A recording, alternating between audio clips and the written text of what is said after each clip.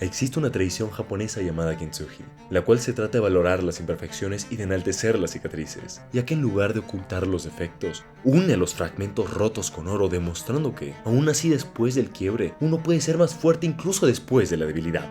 Renacer cual fénix. Kintsugi en español significa unión de oro. This is created by Madara. Hay un punto de quiebre que nos obliga a transformarnos. Napoleón Hill, en su libro, Más astuto que el diablo, lo denomina como el otro yo. Esta versión de nosotros mismos es una en la cual no piensa además, actúa. Al no sobrepensar la situación, no encuentra miedos. Ese pensamiento fugaz es lo opuesto a lo que normalmente llevamos, uno más lento y analítico. Hill explica que una vez surge el nacimiento de este otro yo, nuestra responsabilidad es saber hacerle caso. Según Hill, esta es una sensación que normalmente solo comprende quien la ha vivido. En el mismo libro se explica cómo esta es la conexión que tenemos con la inteligencia infinita, donde nos encontramos en una peculiar posición, de amo y sirviente. Son tu cuerpo y tus decisiones, pero también debes de obedecer lo que tu otro yo te dicta mediante tu voz interior, para así llegar a ese gran objetivo que sabe y tú sabes que debes de lograr. En el año 2020, inicios de la pandemia, estaba contento con esas únicas 2 semanas de cuarentena por prevención ante el COVID-19. No me esperaba, y creo que tú tampoco, que se extendiera tanto. En el colegio no destacaba en el lado académico, pero para el 2020 me planteé cambiar ello. Sin embargo, este encierro agravó mi etapa escolar. Lo mezcló con mis problemas familiares y la dependencia emocional que no llegué a sanar. Ahí mi cuerpo y mente me empezaron a rogar por la sensación de aprobación. En su momento intentaba llenar este vacío haciendo lo posible para ser amigo de todo el mundo, pero sin tener un grupo de amigos en específico, o con relaciones románticas que llegué a tener para sentirme acompañado, aunque igual conscientemente no pensaba mucho en ello, ya que estaba ocupado viviendo el día a día. Porque en un día normal, uno socializará con mínimo una persona externa a la familia, sea el repartidor, el vigilante, el conserje, el camarero, el profesor, etc. En el encierro desapareció mi única fuente para cubrir esa dependencia. No tenía ningún grupo de amigos en específico, por eso nadie me llamaba o escribía ni para jugar videojuegos. Tampoco duré en alguna relación y me quedé sin pareja. Y además, por el hecho de ser el hermano mayor, a pesar de mis conflictos familiares, debía hacer lo posible para inducir a la calma en la casa. Por eso me sentí solo. En ese momento, a mis 15 años, llegué a mi límite. Hill cuenta que cuando su otro yo surgió en una fuerte crisis económica personal, hizo un contrato con esa inteligencia infinita mediante su voz interior. Si Hill seguía las instrucciones que su otro yo le dictaba, tendría como compensación 3 deseos. Él deseó: 1. Sabiduría, por medio de un corazón comprensivo que me ayudará a relacionarme con los demás en un espíritu de armonía. 2. Salud, tanto del cuerpo como de la mente. Y 3. Riqueza en las cantidades que necesite para llevar a cabo las instrucciones que me has dado. Su voz interior respondió: no es suficiente. No puedo permitir que pidas menos de lo que debes. Debes modificar tu primera elección para elegir felicidad. Sin felicidad, no serás un trabajador eficiente. La inteligencia infinita es inminente. Has sido preparado para prestar un servicio útil en conexión con esta crisis. Fin de la cita. La crisis a la que se refería la voz interior de Napoleón Hill era la crisis económica que ocurrió un año después de la publicación de su libro La Ley del Éxito en Estados Unidos, la Gran Depresión. Cada uno, y eso te incluye, tiene un significado de la vida distinto, porque eso es único por cada persona. Y es nuestra responsabilidad cumplirlo. Pero para cumplirlo, lo primero que debes de hacer es levantarte después de cada caída, sin importar cuán fuerte haya sido el golpe. Cuando me quebré al pasar mi límite, rompí en llanto. La música que sonaba desde mi computadora se volvió ruido y en mi cabeza empecé a escuchar como yo mismo me juzgaba. Todo eso mientras golpeaba mi pecho rogándome por dejar de caer en lo mismo. Siempre la misma sensación, las mismas malas decisiones, la misma actitud y sin lograr cambiar, a pesar de que pasen los años. Hasta que me sentí contento. Empecé a tener un gran autoestima, una espontánea calma. Mis lágrimas dejaron de salir y el ruido de mi cabeza se volvió música. Música para mis oídos. Surgió mi otro yo. De repente mi mejor amigo me llamó y me dijo que me había agregado a un grupo para jugar videojuegos. 2 minutos después me habló una chica con quien no tenía comunicación, diciéndome que quería intentar algo conmigo. Yo quedé perplejo. Todo pasó en el momento que hice clic. A ver, si has pasado o estás pasando por una crisis, no interesa que sea diferente a la mía o a la de Napoleón Hill. Eres único. Lo importante es que reconozcas que la estás pasando mal. Por eso quiero decirte que te felicito. El simple hecho de que te des cuenta de que las cosas no andan bien y lo aceptes con dignidad es digno de felicitar. A veces omitimos reconocer y celebrar esos esfuerzos a pesar de lo valiosos que son.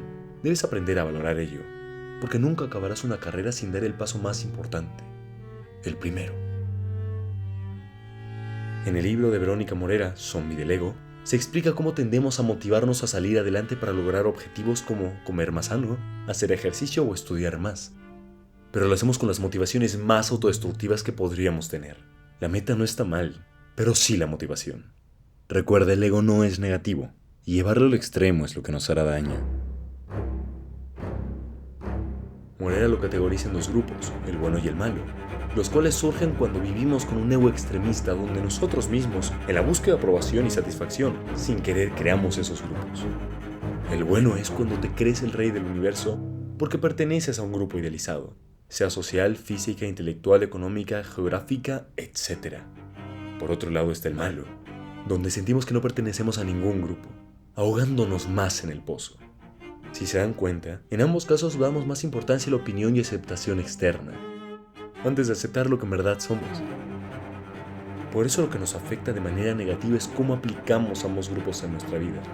Según la RAE, el significado del ego es, en el psicoanálisis de Freud, instancia psíquica que se le conoce como yo, parcialmente consciente, que controla la motilidad y media entre los instintos del ello, los ideales del superego y la realidad del mundo exterior. Fin de la cita. En otras palabras, el ego es lo que se encuentra en medio, entre tú y tu entorno, funcionando como un conector o un bloqueador según las circunstancias. Esa es su función. Cuando uno se encuentra en una crisis como esta, es bueno entenderla evitando que el ego nos bloquee de nuestro entorno con el uso de nuestras emociones para evitar exagerar la situación y hundirnos más. Al entenderla y hacerle caso a nuestra voz interior, se nos facilitará salir del pozo. En el caso de Napoleon Hill, al inicio de su crisis económica, donde no tenía ni un centavo, su voz interior le dictó pedir prestados $50 de su cuñado, no más ni menos. Con ese dinero le obligó a hospedarse en uno de los mejores hoteles de la época y pedirse los puros más caros. A mí me obligó a que uno de los proyectos escolares de arte, donde teníamos que elegir una temática para hacer varias obras artísticas a lo largo de 2 años, me obligó a que la temática que seleccionase sea yo mismo. Ambos ejemplos pueden sonar absurdos y egocéntricos. Sin embargo, analizando ambos casos ya ha pasado un tiempo, resulta que nuestras voces interiores nos estaban ayudando a destruir ese complejo de inferioridad que nos puso en el grupo malo del ego, usando el grupo bueno del ego como una herramienta.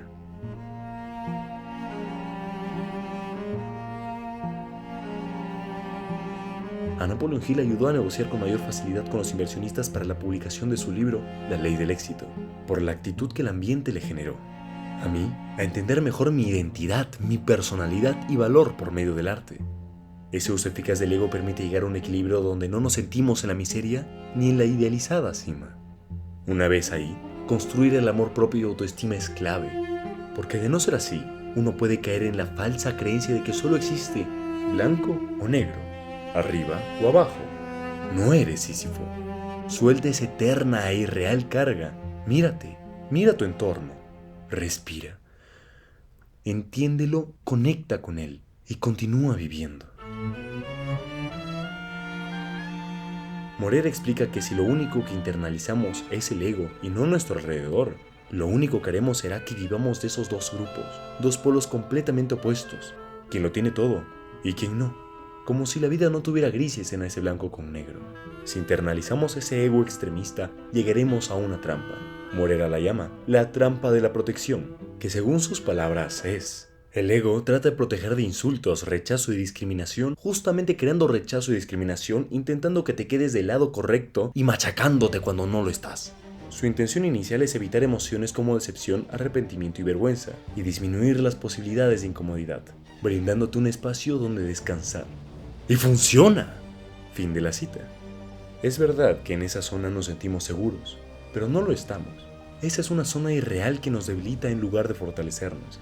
Nos hace perder la resiliencia y como resultado tropezaremos con la misma piedra, posiblemente peor. Y por evitar el problema, en lugar de aprender a superarlo y sobrellevarlo, crearemos un vacío.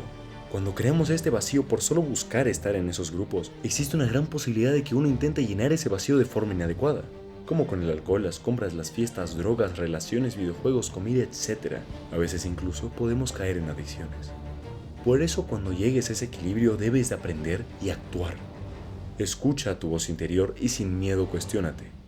¿Qué acciones y decisiones tuyas te llevaron a ese pozo? ¿Hay algo que puedas hacer al respecto? ¿Por qué no te pido que te cuestiones si es responsabilidad tuya o de alguien más? Porque aunque haya dependido de factores externos, quien se debe de hacer responsable eres tú. Tú eres quien decide cómo reaccionar, si quedarte en el pozo o levantarte. Si estás escuchando este capítulo es porque tienes ganas de levantarte o ya lo estás haciendo, así que te felicito. Las preguntas que sí te hice son para que entiendas mejor tu situación, porque cada persona es única y tú eres tu obra de arte, y al mismo tiempo, el pintor. En el libro de Ivana de la Paz, Toma tu dolor y conviértelo en arte, explica cómo entender el dolor es lo más importante, porque ese dolor se convierte en el punto de partida, donde uno se inspira y se motiva. Eres arte, pero no te imagines un cuadro lleno de pintura colgado en la pared. El arte es aquello que te hace sentir. Reflexiona un rato, ¿qué es lo que hace que una obra de arte sea interesante?